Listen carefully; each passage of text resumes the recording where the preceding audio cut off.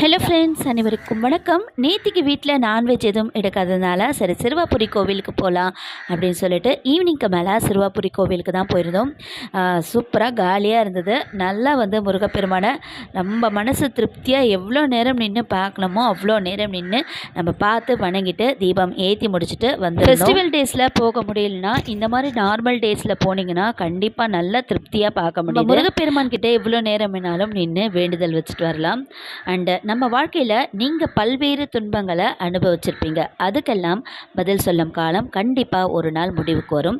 எத்தனை துன்பங்கள் நீங்கள் அனுபவித்து இருந்துட்டாலும் இனிமே நீங்கள் மகிழ்ச்சியாக தான் இருக்க போகிறீங்க.